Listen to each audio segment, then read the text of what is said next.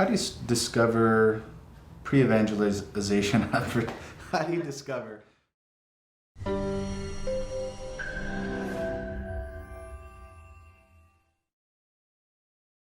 How do you discover pre-evangelization opportunities in your parish or in your community?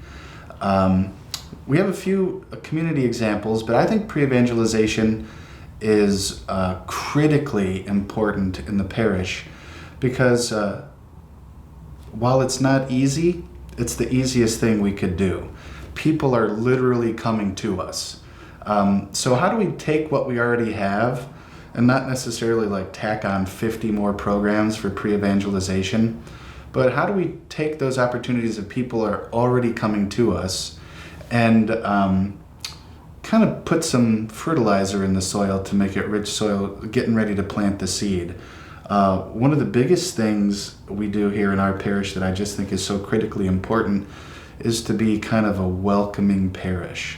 So Pope Francis has reminded us, have the church doors open, both figuratively and literally. When people come to Mass, the doors are wide open. We have greeters there, welcome to Mass, welcome to St. Peter's, come on in, sinners welcome. We're giving out free Eucharist today. We're glad to have you. You're so welcome here. Just kind of the warmth of the environment, bringing people in, letting them know they're very welcome.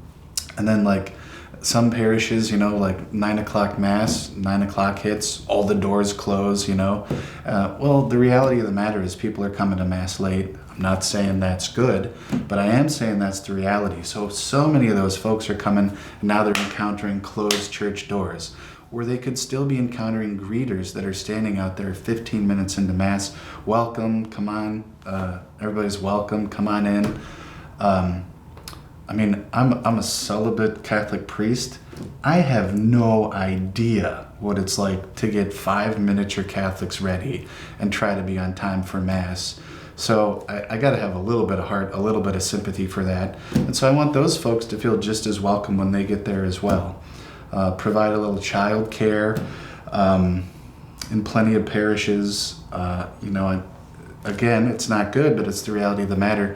People will kind of like go away because as young parents will sometimes say, the church doesn't do kids well, right? So to try to create a place where kids are welcome, parents are welcome, talk about it from the pulpit every once in a while, the challenge of raising Catholic children, and we're so glad you're doing it, and we're behind you. And of course, we would never want to be one of those parishes where the cranky old lady turns around and says, shh, to kids that are coming to Mass. Just create that environment of welcome.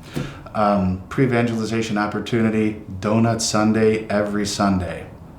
Now, it's a double-sided coin here. You get donuts every Sunday, which is not a terrible thing, or maybe it is. But it also allows people to get together. Young families will meet young families. They'll have a place to chat. I've seen a lot of widows and widowers come together at Donut Sunday and just kind of get to know each other, have somebody to chat with. Sometimes there's a spouse, like a couple of dads that maybe for whatever reason their families are not going to Mass and joining them at Mass, but they've made this commitment and it's very important for them and their spiritual lives to be at Mass. So they'll kind of sit together at a table and talk to each other about the struggles of kind of that situation and how things they could do to get their family coming to Mass with them. Just sort of those community events are terribly important to create those pre-evangelization moments and build a community of welcome, warmth, trust, and friendship there to kind of move into the next level. Out in the community, we've had various opportunities. I suppose two things: you'd want to be intentional and strategize about things you could do, but also just take up opportunities. So we have a Swedish Days parade, and I walked in it this year, and you walk around and you wave at people, and there's the priest walking in the parade. Not a really big deal, but we just had a lady come to Mass this last weekend. So that was back in June. This is the end of September. She came to Mass this last weekend and said, I saw you walking in the parade, and you kind of waved at me, and then you came over and shook my hand, and I haven't been going to Mass for like 36 years, But I said, okay, God, you sent me that priest to shake my hand. That's like the sign I should probably get back to Mass. So you think you're just walking in a parade with a delicious free pork chop from the Knights of Columbus at the end of it, but really you're having those pre-evangelization moments. We do a steak and lobster dinner for the poor here at the parish. So it's just a time where people who are not normally pampered get to come together. We have a priest and a deacon who do a little ditty and they play some live music, and then we have a bunch of our parishioners come together, grill some steaks, make some lobster, and kind of treat it like a wedding reception or a fancy dinner, and just allow for a great night. And we are not proselytizing. That is not the intention.